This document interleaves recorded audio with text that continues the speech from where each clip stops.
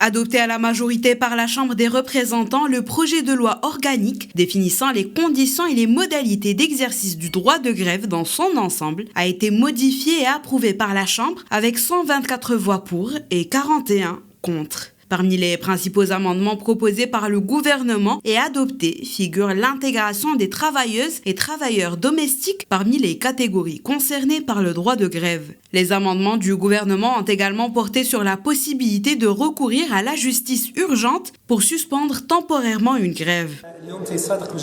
La Chambre des représentants a adopté le projet de loi organique définissant les conditions et les modalités d'exercice du droit de grève. Cette adoption revêt une grande importance car elle était attendue depuis 60 ans. Après 32 gouvernements, nous avons enfin réussi à l'aboutir aujourd'hui, après des échanges et débats approfondis entre les membres de la Chambre concernant plusieurs articles et amendements.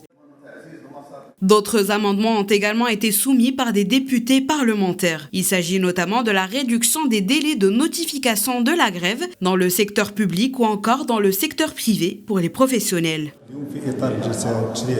Lors de cette séance législative à la Chambre des représentants, nous avons voté en faveur de la loi numéro 97-15 qui définit les conditions et les modalités d'exercice du droit de grève. L'adoption de cette loi constitue une étape cruciale pour renforcer le dialogue social et garantir un équilibre entre les droits des travailleurs et ceux de leurs employeurs.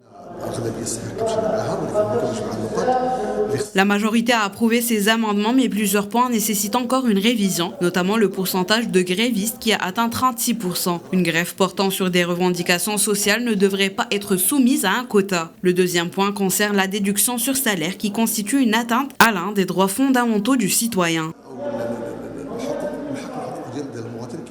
Selon le rapport de la Commission des secteurs sociaux concernant ce projet de loi organique, le nombre d'amendements proposés par les différents groupes parlementaires s'est élevé à 334, tandis que le gouvernement a soumis 56 amendements.